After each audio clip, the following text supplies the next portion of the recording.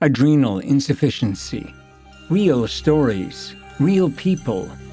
Presented by the My Story with Addison's support group. www.mswad.info and on Facebook.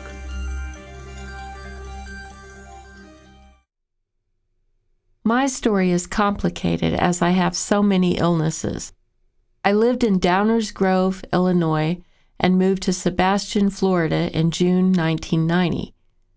I was first diagnosed with Hashimoto's thyroiditis, or hypothyroidism, in 1980. When I didn't get well, I was tested for Addison's disease. I was skinny and only 88 pounds. I kept fainting on the tennis courts. I got really dark in the sun and always tan. I was tested quite rapidly via the 24-hour urine test and then slapped in the hospital for 4 days to have a stim test and a hypoglycemia test. I was diagnosed in 1981. I also had a seizure disorder discovered in 1980 and have had chronic fatigue syndrome for about 10 years. About 15 years ago, I was diagnosed with rheumatoid arthritis and also MS. I struggled taking hydrocortisone and Florinef for years, and then got osteoporosis from the steroids. Then they put me on Cortef. I still struggled and seemed to always be in the ER getting fluids and IV Solu-Cortef and admitted. Then I went to Cleveland Clinic down in Fort Lauderdale, and the endocrinologist said I should be on dexamethasone. So I take 1 milligram dexamethasone in the morning and 0.75 milligrams dexamethasone in the evening. I take half a tablet of 0.1 milligram of Florinef daily. I have been managing really well on the dexamethasone and have been on it for about 13 years. I battle with fatigue and brain fog in the mornings and diarrhea often during the week. In 2010, I had a pacemaker put in because my heart rate was continually very low for about 8 years. I also suffer from sick sinus syndrome, ventricular tachycardia, and atrioventricular block, so I need another lead put in my pacemaker. I take 2 heart drugs, one to keep my heart strong and one to control the arrhythmias. I push myself and never stay in bed unless I absolutely can't function. My work ethic gets in the way. I have a sack of meds I take every morning along with vitamins and minerals. I do not carry an emergency injection, but I wear a Medic Alert bracelet. Since my pacemaker 5 years ago, my brain fog and being a space cadet has diminished. I was fortunate living in the suburbs of Chicago to have an excellent endocrinologist who was an MD and PhD and knew her stuff. I was diagnosed at age 32 and went on disability at age 37. I will be 66 in June and presently weigh 101 to 103 pounds consistently, up from my old 88 pounds.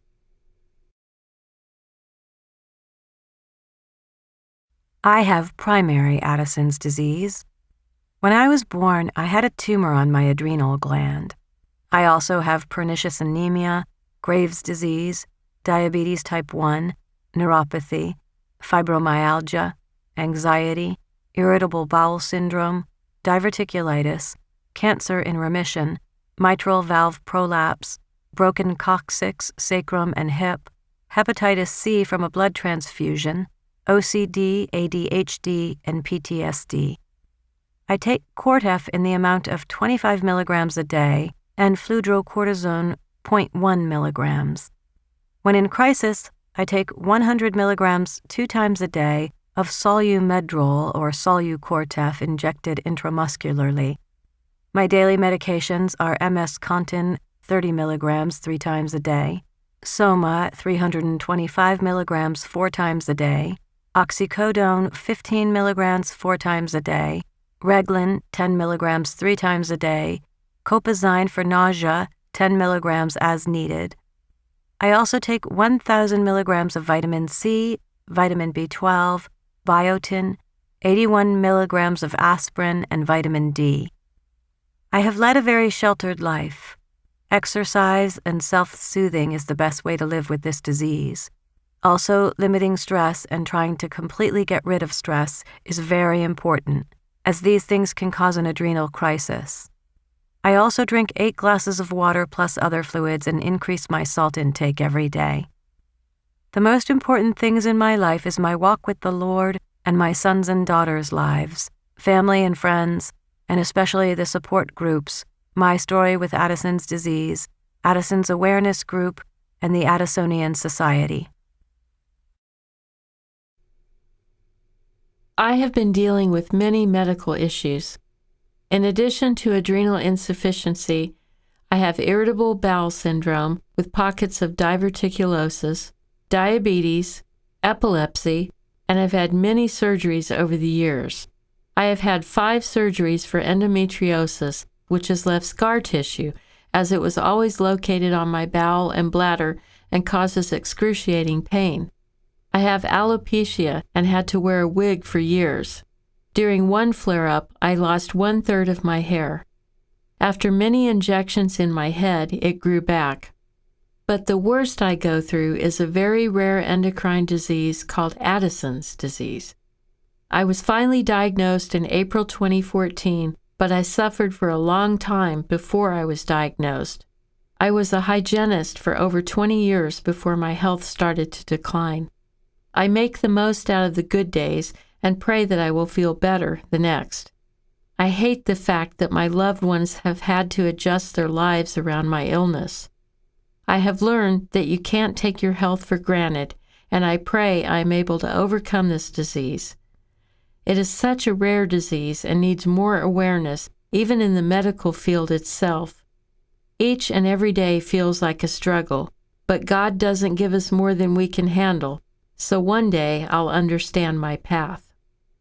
I have a wonderful 15-year-old daughter and a loving second hubby in my life. It is very difficult to make plans because I seem to spend so much time in bed. This is a hard disease. I live on many different types of medications to be able to live a productive life. Taking steroids doesn't make it all better, and I have learned so much through groups like My Story with Addison's Disease and others. We all know how we feel and help each other through the tough times. We share knowledge, and without it, I would feel so helpless. But I am strong. If you could just spend one day with this disease, you would understand. Our Story with Adrenal Insufficiency, presented by the My Story with Addison's support group, www.mswad.info, and on Facebook.